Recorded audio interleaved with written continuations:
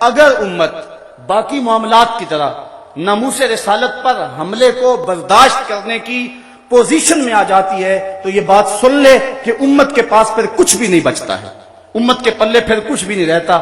ہمیں گھر بیچ کر بھی، ہمیں اپنی متاع جاں ہتھیلیوں پر سجا کر بھی فصیلے دار پہ چراغاں کرنا ہوگا، اور ہر صورت میں اس نغمے کو بلند سے بلند تر کرتے رہنا ہوگا، اور کوئی لمحہ ایسا نہ ہو کہ لبیک یا رسول اللہ کی صدا کم ہونے پہ آئے۔ یہ لبیک یا رسول اللہ کا نغمہ بڑھتا ہی چلا جائے، اور ہم نے اپنے آقا و مولا سے یہ عہد غلامی کرنا ہے۔ لبیک یا رسول اللہ کیا ہے؟ حضور کے ساتھ عہد غلامی ہے۔ غزوہ حنین کے موقع پہ جب آقا کریم اپنے اصحاب کے ہمراہ حنین کی طرف بڑھ رہے تھے، راستے میں ایک درے پر کافروں نے اپنے تیر انداز پہاڑوں کے دامن میں چھپا رکھے تھے۔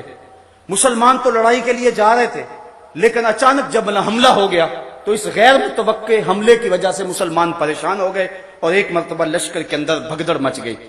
تو راوی بیان کرتا ہے کہ جب سب لوگ بھاگ رہے تھے، حضور علیہ السلام نے یہ جملہ کہتے ہوئے انا النبی لا کذب انا ابن عبد المطلب کہا، یہ کوئی جھوٹ نہیں، میں اللہ کا نبی ہوں، میں عبد المطلب کا بیٹا ہوں۔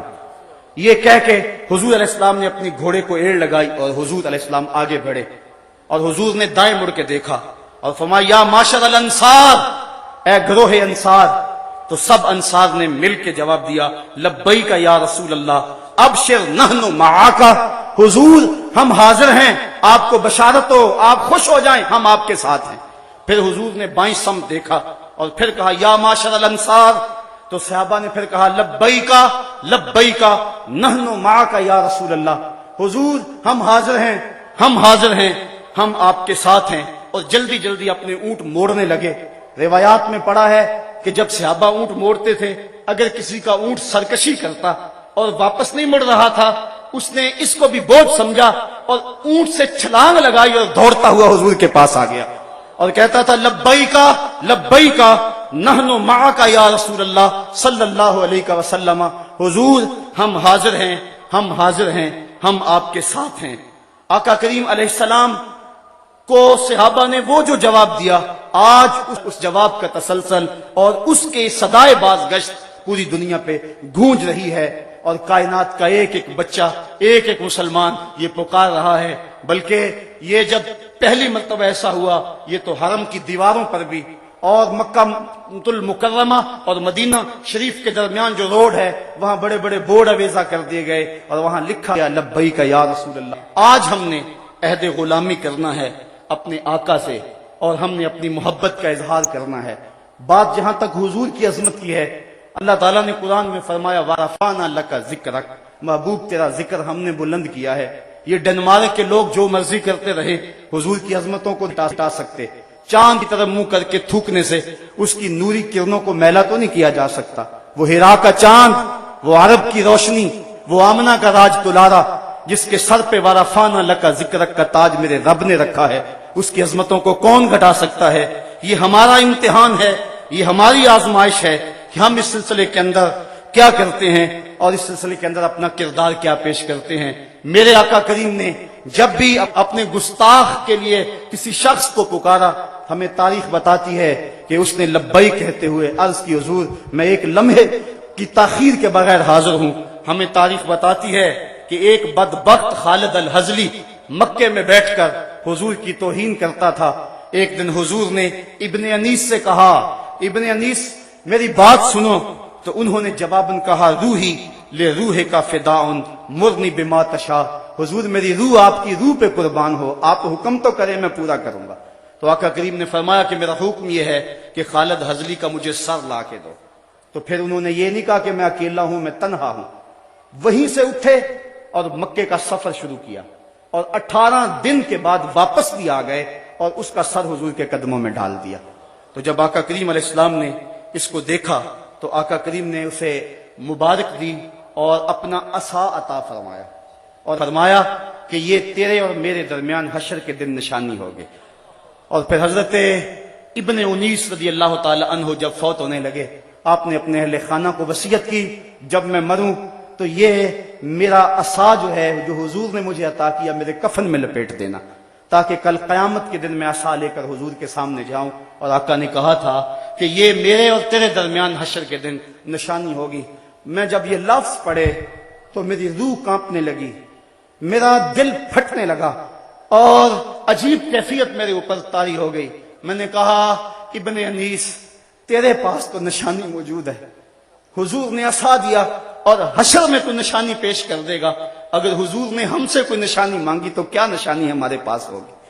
حضور نے کہا کہ تم نے میرے گستاخوں کے لیے کیا کیا، تو ہم دیکھیں سوچیں گریبان میں جھانکیں کہ ہم کس طرح چین سے سو جاتے ہیں، کس طرح کھانا کھاتے ہیں، کس طرح پانی پیتے ہیں. حضرت امام مالک نے تو کہا تھا کہ دو ہی باتیں ہیں اس دھرتی پہ، یا مومن زندہ رہے گا یا گستاخ رسول زندہ رہے گا. کہا ایک ساتھ دو زندہ نہیں رہ سکتے ہیں. حضرت معاذ بن جبل نے گھوڑے سے اترنے سے انکار کر دیا جب یمن میں گئے. کہا مجھے پتا چلا تمہاری دھرتی میں ایک گستاخ رسول بستا ہے، جب تک وہ گستاخ یہاں موجود ہے میں اس دھرتی پہ قدم نہیں رکھ سکتا، اتنی دیر تک اتروں گا نہیں جب تک اس کا سر میرے سامنے نہیں ہوگا. تو یہ تھی ہمارے بزرگوں کی کہانیاں. تو میں کہہ رہا تھا، سوچ رہا تھا کہ ابن انیس تیرے پاس تو نشانی ہے، کاش ہمیں بھی نشانی مل جائے. عامر چیمہ شہید نے بھی ایک نشانی حاصل کر لی، غازی علم الدین شہید نے بھی ایک نشانی حاصل کر لی، غازی عبد القیوم نے بھی ایک نشانی حاصل کر لی. یہ ہیں وہ نشانیاں جو کل حضور کی خدمت میں لے کر حاضر ہوں گے. حضرت غازی علم الدین اپنی گردن کی ٹوٹی ہوئی ہڈی لے کر شامل ہوں گے، اور غازی عامر چیمہ شہید اپنے بدن کے اوپر ہٹلر کے بیٹوں کے لگائے ہوئے زخم لے کر حضور کے سامنے پیش ہوں گے. ان کے پاس تو نشانیاں موجود ہیں.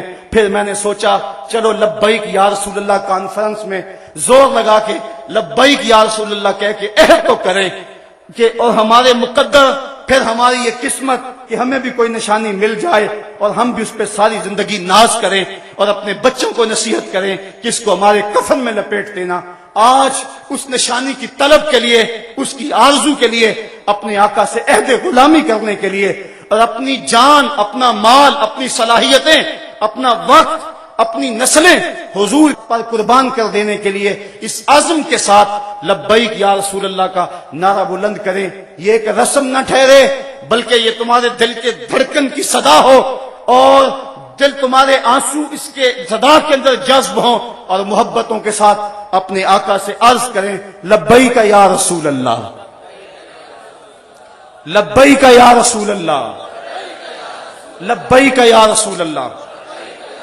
یہ صدائے دل نواز میرے ساتھ لگا کے گنبد خضرا کے مکین کو گواہ بنائیں اور عرض کریں آقا ہم جو کچھ ہیں ماضی سے درگزر فرما دیں.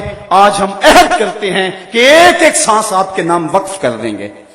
بلند آواز سے یہ عہد کریں اپنے آقا سے لبیک یا رسول اللہ، لبیک یا رسول اللہ، لبیک یا رسول اللہ، لبیک یا رسول اللہ.